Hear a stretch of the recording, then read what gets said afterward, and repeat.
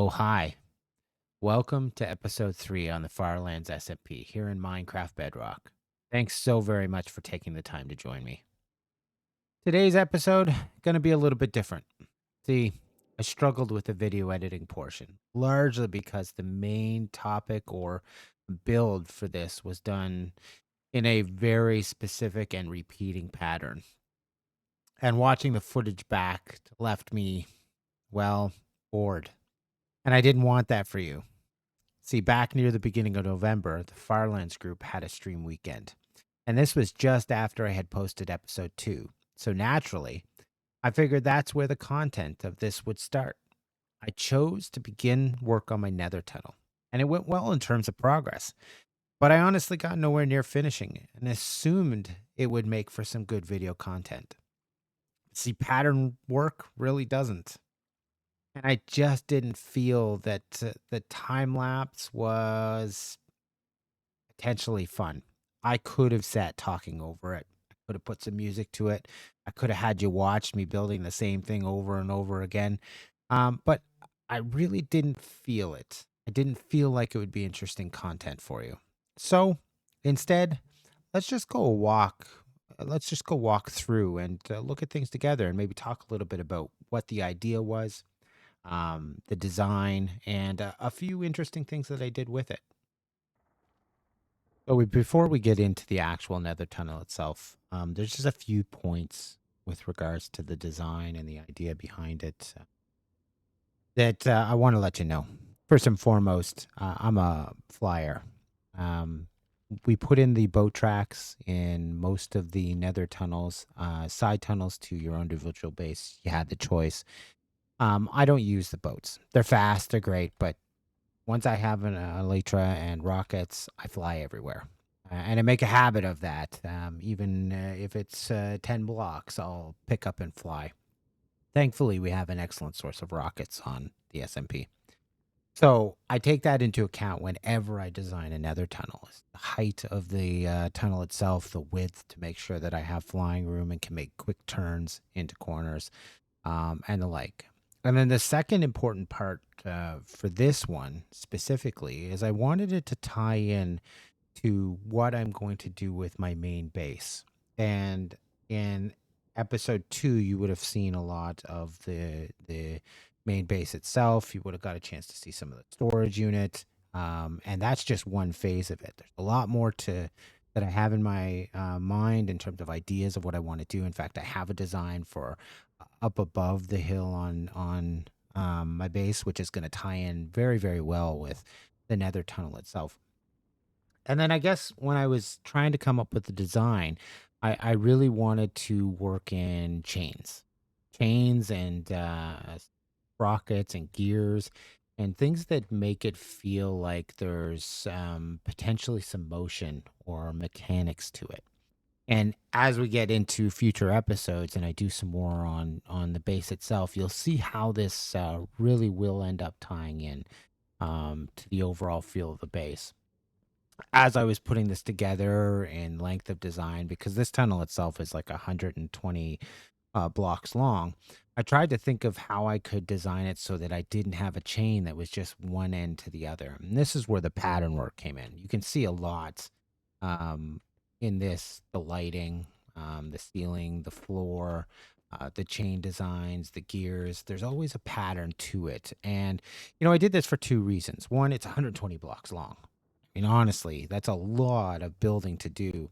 Um, and I wanted it to be easy to repeat, but I also wanted it to give a sense of, as I said, a mechanical feel. And that's where these doors come into. And essentially, the idea behind it is from the beginning, way up at the base, to this, the chains would be turning to open these sliding doors. Now, there isn't really a mechanic in Minecraft itself to make that a realistic setting, but Minecraft is a lot about imagination. And as I come in here and I come to the door, I see that it looks like it's been open and it slides on these rails, and these chains would have had to turn to open that. That's the feeling I get. I imagine that that's what's happened. And rather than having the one long chain, what it was is I added several doors in between and then groupings of chains before. And doing this really allowed for two things. It allowed for a consistent feel and I think a pretty good look for another tunnel going straight across the way.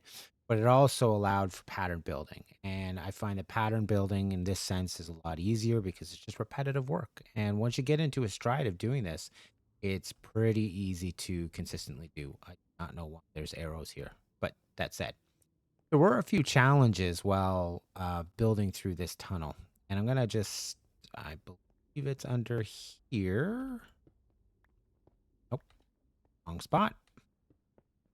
Then we'll try this one here. There we are. One of the challenges that I had with regards to this build is that I had to avoid a number of spawns. And on top of these chains, and at the time I didn't have the roof to the place, and on top of these sections here, I kept having piglins spawn. Piglins, there were gas that would spawn up on top here. There were magma cubes, you name it, it was spawning, and it was annoying completely. In fact, I'll throw up a clip of me getting chased by an Enderman during my stream and ended up dying because I panicked. I just completely panicked on the build. So let's just take a quick look at that. You can enjoy me panicking and dying, even though I easily had a way out. I almost. Oh! I don't have my sword. Oh god. Oh gosh. Oh gosh. This is terrible. This is terrible. This is not working out. Ah! I don't have my rockets or my sword. Oh gosh. Oh jeez. They weren't in my They weren't in my hub. Oh, were they? Oh, balls. And look. I forgot to set my spawn. Yeah. So that happened. And yeah, my as you saw, my respawn was way back at world spawn. Took me a little while to walk back, but that's okay. All my stuff was still there, and Val popped over to I assume give me a hand, but given the fact that these camels are likely because of him, I don't know. Maybe he was just having a laugh. Whatever it might be, I appreciated the thought that he was coming over to help. So we're gonna get back to kind of walking through the Nether tunnel soon, and the thoughts and taking a look at it. But I wanted to take a quick break to talk about something of another issue that I constantly running into when playing Minecraft as a whole, and that's sticks. Yes, sticks. See, I shift click when making them. Doesn't matter how many I need. Need 8 for an item frame, 64 made. Need 3, 2, 4 for a tool or a fishing bowl, 64 made. I think I need them for barrels, and I'm sure there was a time that was true, 10 stacks made. Make a quick farm with an autocrafter and mess up the recipe for bamboo, a shulker box of stacks of sticks. It's so bad that I have a dedicated storage box to sticks. See, behind me? Right there. So I need to do something with them. They make terrible fuel. And I have so many of them, I can't think of any other reason to keep them. But like most things, I have trouble throwing them away. So I had an idea. Let's flip to that and have a look at what I do.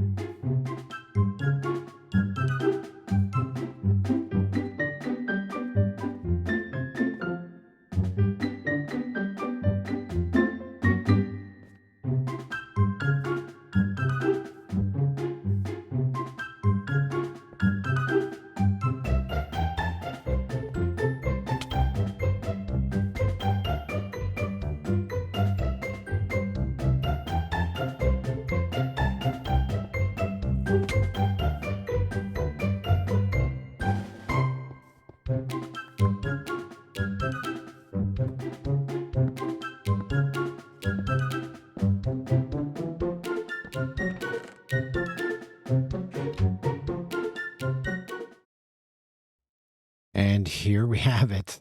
Of all the things I could have done with the sticks, I think this one is the best idea. It's a stick shop. Yes, it's located in our actual shopping district. I figure as my collection of sticks grows, I might replace the center blocks here with barrels so that I can just store them in. But yeah, that's what I've designed as a stick shop. Look, I'm so confident that nobody's gonna buy anything that I didn't even set up an ender chest for people to grab their diamonds. I have shulker boxes of sticks up there in the chest for 5 diamonds, or individual stacks of sticks for 1 diamond apiece. Again, it's so stupid, but hey, it allows me to keep the sticks without having to actually worry about throwing them away, because I hate throwing away items in Minecraft. I think it's a waste. There's always something you can do other outside of the leather armor and stuff like that. But sticks, eventually, I'll need a stick here and there, and if I'm close by, at least I have someplace I can grab them. So yeah. But hey, I had fun coming up with that idea. I had to find a way to spawn proof the area. And I tried glow lichen, and you can see that I probably still have some up there. But that had no bearing on gas. It didn't seem to work on piglins. And you know what? As I play this game more and more, I learn more and more about it. So that's when the mob switch came into play. And I leveraged a video by Silent Whisperer, who's just a great content creator for Minecraft Bedrock farming and tutorials, to put together a mob switch here, and it covers a substantial portion of the tunnel itself. I had to install a second one way down there. I was looking back at the content in terms of how this switch was made, but I'll include a link down below to Silent Whisperer's video on mob switches, how they work in Overworld, how they work in the Nether, but exceptionally useful in terms of preventing spawns. As soon as I had this installed, the Nether essentially went silent. I'll tell you, while I was building this first portion here, you could hear gas spawning all over the place, piglins, hoglins, just all of the different mobs spawning around me, and I had Enderman zooming past me and teleporting all around.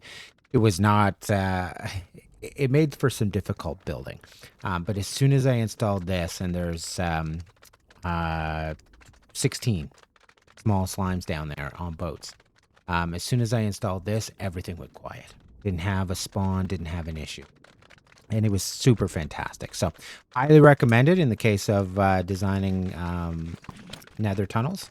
It's exceptionally easy to do when you're in the nether, especially when you're using oozing potions. So highly recommend. But skipping back to the nether portal, it's the nether tunnel itself.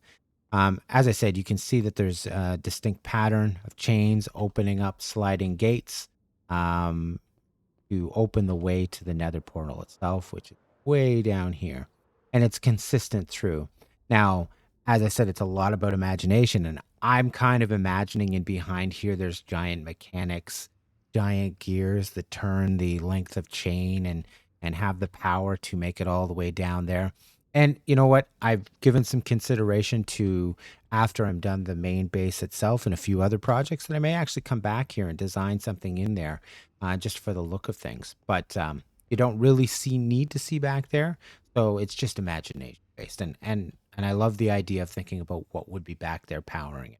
Again, I wish the redstone in Minecraft, or in Minecraft Bedrock itself, was gave you the ability to create turning chains. Unfortunately, there's nothing that exists, so it's a lot about imagination. Hey, I'm a big fan of what this design is. It took a while to come up with, even in its simplicity, but I think it looks really cool. I think flying down it is really cool. And you know, in terms of the mob switch, there's another one down below here. So it took 2 mob switches to cover the entire tunnel. Yeah, so that's where the nether tunnel is. And like I said, pretty damn happy with how this turned out.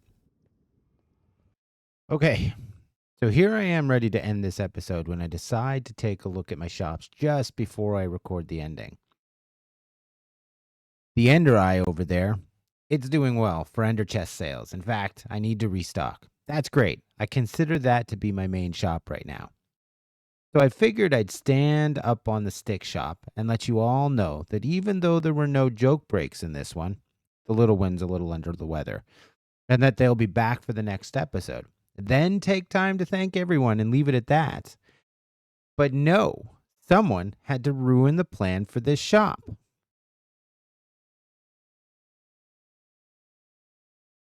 Look, someone bought sticks. That's not supposed to happen because now the bad habit of making too many sticks has value. This shop was supposed to be a stupid idea, not a successful one. All right, that's how we'll end this episode. I'm going to jump in and start working on the next episode soon, which should include some pretty fun builds and some other potential fun things. Thanks, everyone, and have a great day.